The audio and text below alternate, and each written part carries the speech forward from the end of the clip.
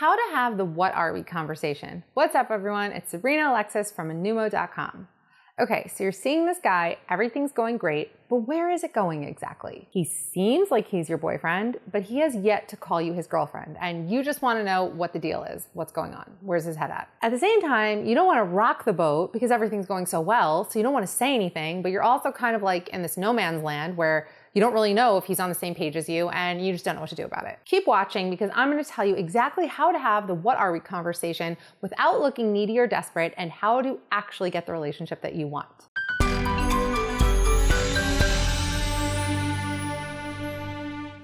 Real quick, if you like this video and find it helpful, please do me a favor and tap that like button. Such a quick, such an easy way to help me out, help me grow this channel. I will give you a second to do that right now.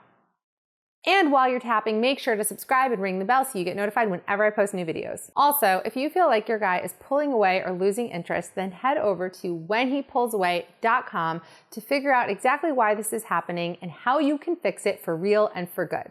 And I will link it down below if you want to head over there when you are done with this video. Okay, first, I have to share a personal story about the talk gone wrong. And I know a lot of you are going to relate to this one. So this was a long time ago. This is when I was in college and I was seeing a guy that I really, really liked. We'd been seeing each other for only 2 months, but it was getting pretty intense. So one night we were all going out, me and my friends, him and his friends, this was the first time that my friends were meeting him. And I had this one friend, we'll call her Ashley, and she was that friend. And if you have a friend like this, then I'm sorry for you. She was that friend who always had an opinion and always spoke with such conviction that like, she always brought you into her reality. You know what I'm saying? You know people like that? So Ashley pulls me aside when we're out on this night and she was like, so what's going on with you and this guy? Like, is he your boyfriend yet? And I was like, well, no, like not officially, but we're hanging out and I'm happy, things are going well. And she's like, Sabrina, you just look so stupid. I mean, you're like obsessed with this guy and you are with him all the time and he's not even your boyfriend yet? Like, what are you doing? And all of a sudden she got in my head and I was like, oh, is that what people think? Like, am I being a fool? Am I being taken advantage of? And she just kind of like kept at it. Like, you need to figure out what's going on. You know, she was just one of those people. And sometimes people like that can be fun. I mean, I don't know. It's nice to have someone with like strong opinions around, especially someone like me who's like indecisive. Anyway, in that moment, she really got into my head and I'd been drinking all night. And then when we went back to his place, I just unloaded and I was just like, so what's going on with us? Like, are we boyfriend, girlfriend? Like, what's going on? And he was just like, whoa, like, what's going on here? And I was like, you know, you're making me look really dumb. Like, you make me look really stupid. Now all my friends are looking at me like thinking like I look like an idiot and I don't understand what's happening. And we've been together for 2 months and you should know. And I don't even remember how the whole conversation unfolded. The whole night was a blur. All I remember is I ended up like crying into my pizza by the end of it. And we were not official at the end of this conversation. After that, the dynamic totally shifted and it became like a power struggle because now all of a sudden, like, he had all the power. He was the one that got to decide if he would give me this thing that I wanted and needed so desperately, which was to be official. And then I would like keep bringing it up and bringing it up. And every time I did, it was just like so uncomfortable. He wouldn't give in. He was like, why is this so important to you? Why do you need it so much? And it just became such a huge chip on my shoulder and it really wore away at the relationship. I mean, I'm not saying that's the only reason it ended, but it definitely just poisoned the whole dynamic. And of course, Ashley was right there the whole time, just weighing in with her commentary every like week that went by without him becoming my official boyfriend, which just made me feel worse and worse about the whole thing. Anyway, years later, after the dust settled on our relationship and I asked him about, you know, why he would never just call me his girlfriend, he was like, look, like, had you just dropped it and not brought it up all the time and not needed it so badly, yeah, I probably would have called you my girlfriend. But instead, it wasn't about like, oh, I want this title because you're someone who's important to me and yeah, we just want to reflect that. It became a battle of wills. And all of a sudden that title became something that I needed for validation. That's really what it was about. Moral of the story, don't do this. Don't be me. First and foremost, I want to say, if you're going to have the talk, do it for the right reasons. Do not do it because you have a friend like Ashley who's getting in your ear and you are worried about what people think, because who cares what people think? Also, nobody knows the reality of your relationship. So try to tune out the noise and not let anyone's opinions get to you. Next, try to just relax and let things unfold organically. If I had a time machine and could go back in time and do my relationships all over again, like this is what I would do differently. This is the piece that I didn't know. And now here I am, older and wiser and sharing it with you. And I really hope that you can implement this. because it's the stressing, it's the anxiety, it's the overthinking. That's what messes us up. That's what messes up our relationships and messes up our self-esteem, because we can't just be. You're always worried about what's gonna come next, and you're worried about what it means about you if he doesn't say this and he doesn't make it official, and it just ruins the entire experience of the relationship. It also just doesn't feel good. That dynamic doesn't feel good. And what is something I tell you guys about men? All men want in a woman is someone who is easy to be around. And it's not pleasant or enjoyable or easy to be around somebody who is always stressing over something. It's just not. So it may sound simple to say, like, just relax, but nobody does it. So it's not that simple, because it's easy to like hear something. It's much harder to like put it into practice into your own life. So you really have to work on getting those thoughts under control and to not spiral, and instead to just focus on being in the moment instead about worrying what's going to happen in the next moment. All those fears and worries and doubts and insecurities, that sucks up all your energy. And that energy, a much better use for it is to put it into building a meaningful connection. Like, that's what's going to get you the relationship you want, not worrying about your relationship endlessly. When you need the title, it's no longer about him, it's about you. So you need to check with yourself and say, why? Why do I need this so badly? Why can't I just enjoy what I have right now? What am I internalizing this title to mean about me? In my position, like, I just had a chip on my shoulder for a long time, stemming back from my childhood and being like having major ugly duckling syndrome and never having guys like me. I always just felt like I'm unworthy, undesirable, not good enough. So for me, what that title represented was, okay, I'm okay. Like, this was a really good looking guy, a guy who could have had any girl. And if he chooses me, then that means I'm worthy. And that was a mistake. I should have been working on finding that worth within myself, but I didn't. And the consequences were devastating because I let that experience really get wired into me and really define my sense of self. And that caused such a mess in my future relationships. Another problem with this is you end up selling yourself short. Because what happens is you want the title, he won't give you the title, and now he becomes like above you. He's this supreme being, and you're just trying to prove your worthiness to him. And then you end up in a situation where you're selling yourself out. You're accepting treatment that maybe you wouldn't have accepted otherwise. But you're doing it because you've already invested so much in this guy. You already have so much on the line. And you think that it's like a worthy sacrifice. It's worthy to sacrifice yourself, compromise your values, stay with someone who doesn't treat you right.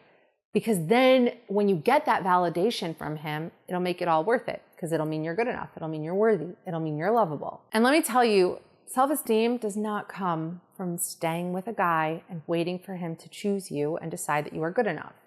It comes from walking away from situations that are not what you want, that are beneath you. That's the truth about self-esteem. But it doesn't feel that way when you get your heart so on the line. Okay, but back to the talk. So the right way to have the talk is don't have the talk. Honestly, if he really likes you and you like him and things are going well and it's the right person and the right timing, it will just happen effortlessly. Like, you won't need to do anything. It'll just unfold organically, and that's the best way. You don't even have to ask. And it definitely, if you do bring it up, it will not become a battle of wills. It'll just be like, yeah, of course. Like, obviously we're boyfriend, girlfriend, you know? If you're seeing a guy and it is a healthy relationship and you haven't had the talk yet, then just bring it up. But in a casual, calm, nonchalant way, not in a demanding, like, I need you to give me this thing. Just a casual, hey, so you've been acting kind of like you're my boyfriend. Just want to know, like, is that where we're at? Or frame it however you want, just as long as it's cool and casual. And that's it. Before you do anything, get clear on what you want and what you don't want. If you want a committed relationship, then don't settle for a guy that says he doesn't want to be in a relationship right now. Trust me, that's not an opening offer that's up for negotiation. If a guy says that, believe him and take it at face value. And don't act like his girlfriend before you are his girlfriend. Putting too much pressure on a situation will never get you anywhere. And a guy doesn't decide to commit because a woman is giving her everything to him and proving what an amazing girlfriend she'll be. No, he does it because if he's getting all the benefits of having a girlfriend without having to actually have the responsibility, without having to put that on himself, then why would he put that on himself? He will escalate the relationship when there is a clear benefit to him, or when he's afraid of losing the girl, when he knows that, okay, if I don't lock this down, like, I could easily lose her to someone else. I don't want that to happen. If a guy is just very laissez-faire about you and the relationship, it's because either he doesn't like you that much or he knows that you're not going anywhere. You are on the line, you are invested, you've canceled your dating apps, you don't even look at other guys, you don't entertain the possibility of dating other guys. He knows he has you, so why would he change the situation? Like, he'd be an idiot too. It's also really important when you have this conversation not to put your self-esteem on the line here. You cannot attach your worth to your relationship status. And if that's the headspace you're in, then you are really going to want to correct that and do whatever it is that you need to do to correct it. Also, it's not really so much about what you say, it's the way you say it that causes the problems. If you're hysterical and theatrical, like I was in my story, then that's not going to come across too good. But if you're cool and casual and confident about it, that's completely different. And trust me, if this guy really likes you, he will be very receptive to that approach. What influences the way we say things is the mindset and the meaning that we attach to things. So that's where to put your focus on. Now look, if you want to know how to talk to a guy so he becomes intrigued by you and then infatuated with you and ultimately in love with you, now even if this is a guy who seems to be losing interest, pulling away, doesn't want to make it official, then there is one thing you need to do. Go to whenhepullsaway.com and check it out, and I will link it down below. That's a special page where I tell you exactly how to get a guy to stop pulling away and some pretty sneaky but powerful ways to talk to him to make him intensely crave a connection with you. To be honest, you might think that I'm hyping it up, but I'll just tell you that the psychology I share is so powerful, it's almost unfair. But anyway, back to the matter at hand. I just have to come full circle here and tell you how I had the talk with my husband, because we started out with a very sad story. And now I want to show you what it should look like. Okay, so he and I, as you know, like we had a whole thing in high school. And side note, the reason that it ended was because I tried to have the what are we conversation. Like, I refer to him as my ex-boyfriend because, like, what else are you going to refer to like a guy that you were with in high school, that you talked to every day and hooked up with, but like you weren't officially boyfriend, girlfriend? Like, what am I supposed to call him? My ex-situationship guy? No, I call him an ex-boyfriend. But the reason it ended is like we'd been going on like that for a while, months of like hanging out, whatever, talking every day, hooking up. And then I was like, so what are we? Like, I wanted to be serious.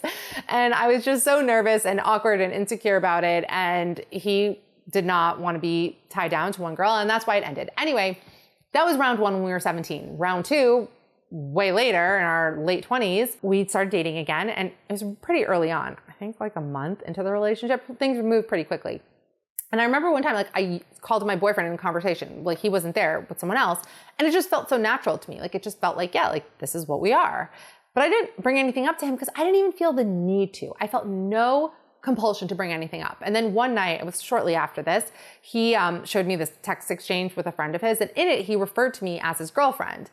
And like, when I saw that part, I like looked at him and he was like, is that okay? Like, that I call you my girlfriend? I'm like, yeah, obviously, like, it's fine. And that was it. Like, there was no intense, nerve-wracking, like, what should I say? How should I say it? It was just so obvious to both of us. But one caveat, never assume that a guy is your boyfriend. Like, I know I said that that's what I did, but at the same time, I still mentally kept my options open. Like, I still was mentally okay with the possibility. I was still talking to other guys. I wasn't actually going on other dates because it was like clear to me, like, this guy's my boyfriend. But I kept the door ajar. The doors weren't like wide open, but the door was ajar for other people. I didn't completely lock myself into this until we were like completely locked and loaded and it was official. And then I was like, okay, like, I'm done with these other guys, and told them, look, I have a boyfriend. Okay, no more talking. That's it.